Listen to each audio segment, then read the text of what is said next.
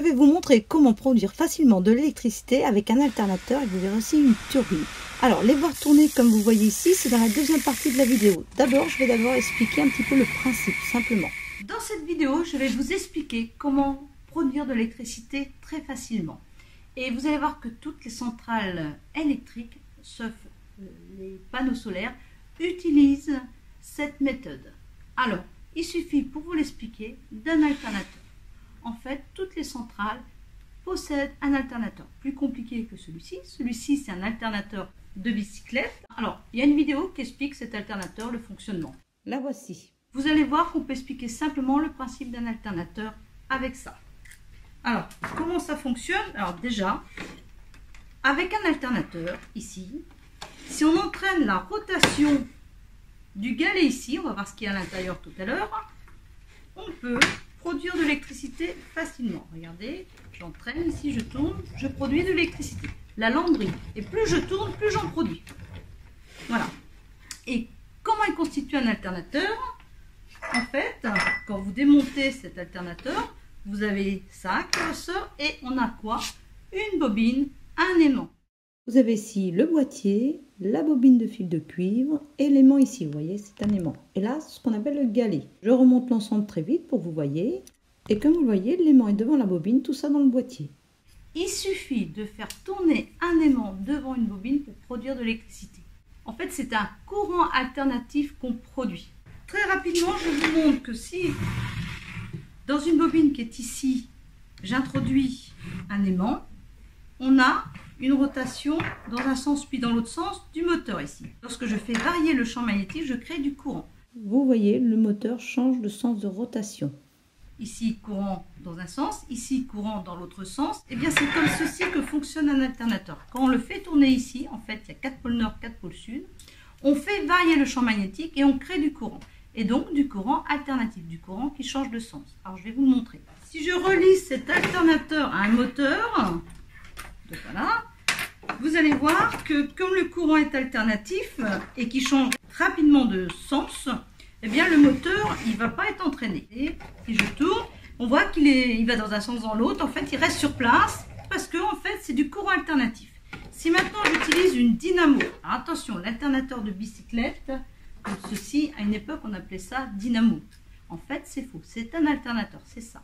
Une dynamo, il y en a une dans ces lampes à manivelle. Ici, c'est une dynamo. Quand je tourne comme ça, voilà.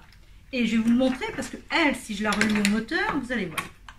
Regardez, le moteur, je tourne dans un sens. Le moteur tourne vers la droite. Et plus je tourne, alors j'y vais doucement pour l'effet stroposcopique. Si j'y vais doucement, vous allez vraiment voir le sens, comment il tourne. Voilà. Si j'accélère avec l'effet stroboscopique, vous ne pouvez pas vous savoir s'il est en train de tourner vite, pas vite, ou voilà. Des fois, vous pouvez même le voir tourner en inverse. Si je vais dans l'autre sens, vous allez voir, il change de sens de rotation. Donc là, en fait, quand je tourne comme ça, c'est un courant continu que je crée. Et quand je tourne comme ça, c'est aussi un courant continu, mais dans l'autre sens. Un alternateur, lui, ça change constamment de sens, puisque l'aimant change, c'est comme les pôles changent, pôle nord, pôle sud, quand ça tourne comme ça, eh bien il change, le champ magnétique varie. Et donc, on crée du courant alternatif. Et c'est pas grave, parce qu'il alterne tellement vite, ça je l'expliquerai dans une autre vidéo, que chez vous, vous ne voyez pas cette alternance. C'est du 50 Hz, 50 périodes par seconde. Il varie très très vite. Alors, pour vous montrer cette variation, j'utilise un oscilloscope. Il mesure la tension comme ceci, et la base de temps est comme ça. Donc quand je tourne, vous allez voir, voilà, vous voyez des tensions positives, négatives. Je peux tourner plus vite, la tension est plus élevée, voilà, et je peux tourner doucement. Donc vous voyez bien que c'est une tension qui monte et qui descend, qui varie. Alors c'est très facile de faire du courant alternatif, il suffit d'avoir un alternateur. Alors les centrales hydroélectriques, les centrales thermiques à flamme ou les centrales nucléaires ont des alternateurs. Alors un petit peu plus compliqué, ce n'est pas un... C'est en gros comme si un aimant tournait devant une bobine, mais en fait l'aimant c'est plutôt un électroaimant et les bobines sont un peu plus compliquées. Mais globalement, on crée très facilement du courant alternatif. Alors comment? Il va falloir réfléchir, il faut faire tourner ce galet. Comment va-t-on faire tourner ce galet? Eh bien, il suffit de relier l'alternateur ici à ce qu'on appelle une turbine. Et si j'entraîne la turbine, je vais entraîner le roteur, qui est l'aimant, devant la bobine et je vais créer du courant alternatif. Et chez vous, vous avez du courant alternatif.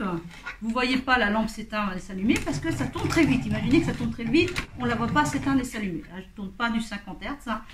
Dans le cas d'une éolienne, ce n'est pas une turbine, mais des pales. Mais c'est comme une turbine. Et à l'intérieur, on a un alternateur qui va produire du courant alternatif. Dans les alternateurs de voiture, j'en ai récupéré un. Dans les alternateurs de voiture, c'est la même chose. On a ici, alors je vais peut-être le démonter, vous le montrer, on va voir. On a ici une bobine de fil, de cuivre, et quand ça tourne ici, c'est un électroaimant, comme un aimant, qui tourne devant la bobine et qui crée du courant. Et comme vous le voyez ici, je n'ai pas résisté à la tentation, donc je l'ai ouvert. Là, le premier bloc est enlevé. Ensuite, en enlevant le deuxième, alors là, vous avez le stateur. Là, vous voyez les bobines qui sont fixes, alors c'est un peu plus compliqué. Et ici, c'est l'électroaimant. Et là, vous le voyez en dessous, on voit la bobine qui est enroulée, en fait, qui va créer un champ magnétique. La suite des explications sera dans une autre vidéo, courant et magnétisme. Ici, je relie juste la pile de 9 volts pour vous montrer qu'en fait, je crée un champ magnétique. Regardez, les pointes sont attirées. Comme vous le voyez, tout le tour est aimanté. Alors, les pôles sont différents, j'expliquerai ça dans l'autre vidéo. Quand le moteur tourne, il est relié grâce à la courroie au rotor de l'alternateur et il entraîne donc l'alternateur et produit de l'électricité. Je viens de vous parler d'électroaimant, je vais vous expliquer un petit peu le principe, c'est-à-dire qu'on peut créer un champ magnétique juste en faisant passer du courant dans une bobine de fil. Alors ça, j'expliquerai un peu mieux dans d'autres vidéos. Ici, j'ai une petite bobine de fil de cuivre. Ici, alors il y a un petit isolant pour pas qu'elle soit en court-circuit. En fait, c'est un vernis qui est sur le fil de cuivre qui empêche les spires d'être en court-circuit. Elle est juste reliée à une pile, donc un courant va passer dedans et je vais appuyer ici pour que le courant circule, pour fermer le circuit. Il y a aussi un noyau de fer doux qui canalise les lignes de champ magnétique. Tout ça, j'expliquerai ailleurs. Et donc, quand j'ai des petites pointes en acier ici, il ne se passe rien. Quand j'appuie ici, le circuit est fermé et hop, j'attire. Si j'ouvre, ça tombe. Regardez de près, rien. J'appuie, hop. Et on peut aussi, avec des petites laines de fer comme ça, j'appuie et je lâche, ça tombe. Dans la production d'énergie électrique, c'est plutôt des électroaimants. On fait passer un courant dans des bobines qui créent un champ magnétique. Et vous avez vu, il faut que le champ magnétique soit variable. Donc, c'est le rotor. Le champ magnétique va être variable et on va récupérer le courant alternatif au niveau du stateur, la bobine de fil de cuivre, qui est aussi plus compliquée dans la production d'énergie électrique.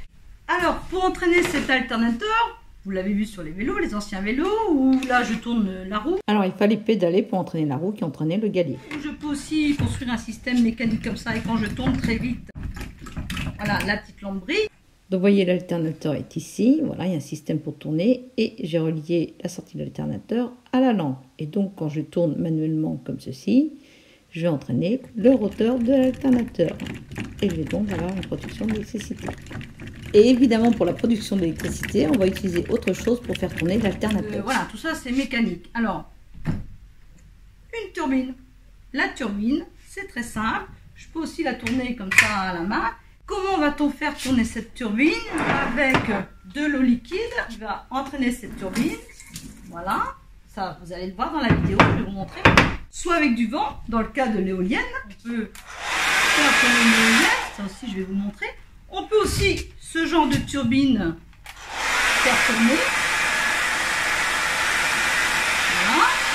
Et vous allez voir, je vais vous les faire fonctionner. Vous allez voir que je produis du courant. Tout ça, je vous montre ça dans des expériences qui viennent.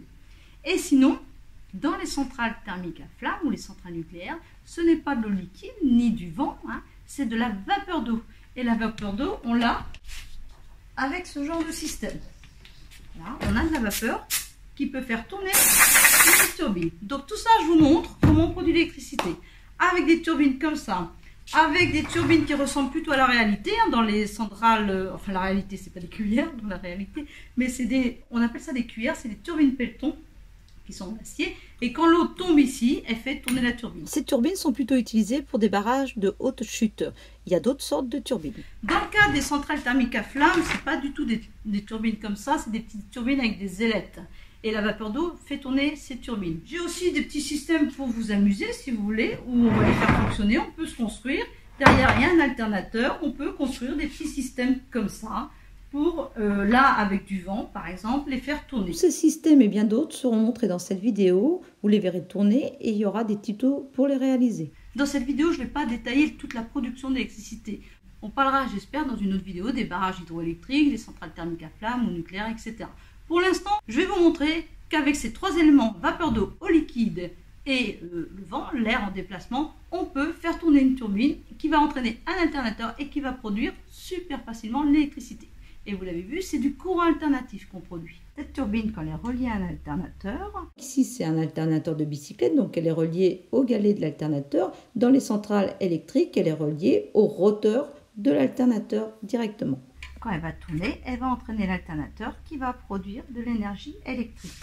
Cette énergie électrique va être reçue par la lampe qui va la transformer en énergie lumineuse, plus des pertes thermiques. On peut faire tourner avec de l'eau ou de la vapeur d'eau. Là, je vais utiliser le vent. Pour faire le vent, je vais prendre 2 sèche-cheveux. Voilà, ça serait mieux avec un gros ventilateur, mais je n'ai pas.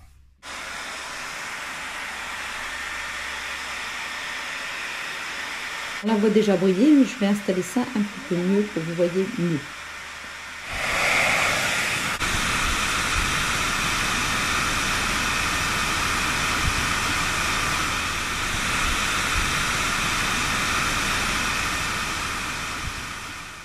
Alors, comme je l'ai dit tout à l'heure, pour les éoliennes, ce ne sont pas des turbines, mais des pales qui tournent. Et là, vous voyez à l'intérieur, c'est l'alternateur. Quand je fais fonctionner cette petite éolienne qui représente la réalité, parce que vous voyez, bon, le sèche-cheveux, c'est pas la réalité, mais vous la voyez s'orienter selon où je positionne les sèche-cheveux. C'est ce qui se passe, c'est-à-dire c'est des éoliennes qui tournent et qui se mettent toujours en direction du vent, comme ceci. Voilà. Elle s'oriente en direction du vent. Alors vous voyez la petite dette briller. J'ai pas mis une lampe ici parce que le courant est un petit peu plus faible, un petit alternateur. Voilà. Et maintenant je vais vous la faire fonctionner en extérieur parce que vous allez voir, c'est un jour où il y avait du vent, des rafales de vent et ça changeait de direction. Donc vous allez voir que l'éolienne s'oriente selon d'où vient le vent. Voilà, elle tourne. Et par moment, le vent s'arrêtait, donc dans ce cas-là, il n'y a plus de production d'électricité. C'est bien le problème des éoliennes, une source d'énergie intermittente, puisque le vent est intermittent. Et quand il n'y a pas de vent, il faut bien trouver une autre source d'énergie. Quand elle fonctionne avec le vent, c'est une énergie verte qui est bonne pour la planète, puisque le vent est une source d'énergie renouvelable et que lorsque l'éolienne fonctionne avec, elle ne produit pas de gaz à effet de serre. Alors là, vous allez les voir au bord de la route, là, vous les voyez fonctionner. Alors c'est souvent des champs d'éoliennes, parce qu'une éolienne ne produit pas suffisamment d'électricité, il en faut beaucoup. Non, avec de l'eau liquide.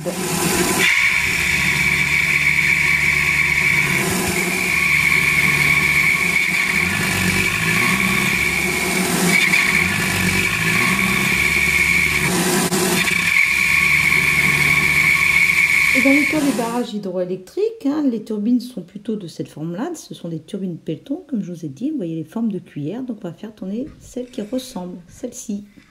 J'ai fixé les cuillères ici dans un système, une bobine où j'ai mis du ciment. Voilà, tout ça, ça a été fixé et c'est relié à l'alternateur. Les 2 fils que vous voyez ici sont reliés à la lampe et je vais mettre de l'eau dans les cuillères. Mais au début, on va tester d'abord avec le vent. Voilà, avec mes 2 ventilateurs, j'arrive à faire briller la petite lampe, comme vous le voyez. Donc évidemment, je fais tourner, c'est une autre sorte de turbine. Ça fonctionne aussi avec de l'air en mouvement. Je vais zoomer un petit peu, vous voyez bien la lampe briller. Moi, je la vois briller, mais voilà. Et voilà, on zoome, on va bien la voir briller. Et maintenant, on va mettre de l'eau. Alors, je vais faire couler très rapidement de l'eau au niveau du robinet. Et je vais mettre les cuillères en dessous. Et évidemment, l'alternateur est relié à la lampe. J'ai mis un petit fond noir pour que vous voyez bien la lampe briller. C'est parti. Regardez, on voit la lampe tout de suite briller. On voit aussi qu'il y a de l'eau partout qui faut pulser. Donc, je rapproche la caméra et on va faire varier le débit d'eau à la sortie. Donc voilà, un petit débit d'eau, voilà, la lampe ne brille pas. Un petit peu plus et commence à peine à briller. Et si j'augmente à fond, évidemment, il va y en avoir partout. Mais vous allez voir à nouveau la lampe briller. Voilà, vous la voyez briller comme ceci. Et voilà. Donc pour faire tourner notre turbine à eau, on va utiliser une pression d'eau beaucoup plus importante. Donc, vous allez voir ici, l'eau quand elle va sortir, vous allez voir là sous quelle pression. Je vais y aller doucement, je vais essayer de ne pas arroser la caméra. Voilà, je vais mettre à fond et hop, vous voyez la pression. D'accord, donc c'est ça, donc on va se servir pour faire tourner notre turbine. Donc je change d'endroit. Donc vous voyez, j'ai installé la lampe ici, qui est avec à l'ombre, puisque je suis devant le soleil. La turbine ici, ici que je vais amener avec beaucoup de pression.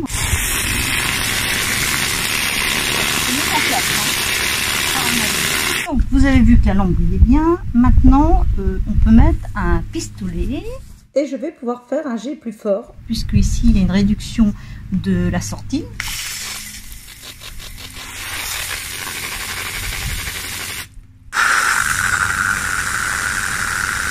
Vous la voyez bien briller.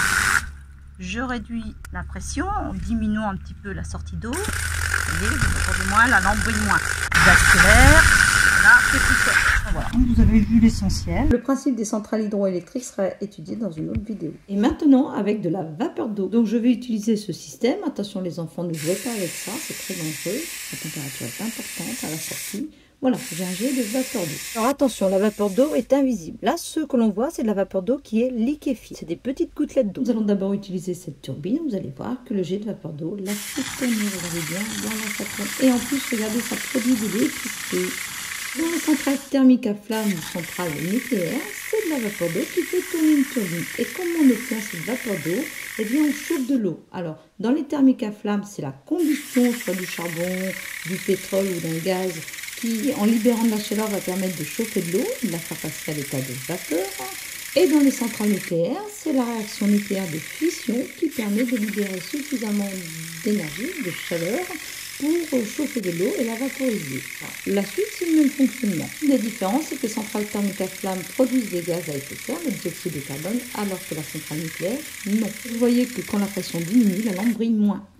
Et on va réussir aussi à faire tourner cette turbine. Vous allez voir, regardez bien, la lampe brille. Alors, je l'ai déjà dit, les turbines de centrales thermiques, que ce soit à flamme ou nucléaire, c'est pas du tout ce forme de turbine, c'est des petites ailettes. Et voici les vidéos dont je vous ai parlé. Et il y en a d'autres qui sont déjà sorties ou qui vont sortir. Tout ça, c'est soit dans la playlist électricité ou aussi dans la playlist courant et magnétisme. J'indique aussi 2 autres playlists sur d'autres thèmes scientifiques qui sont abordés sur cette chaîne de Labo Science.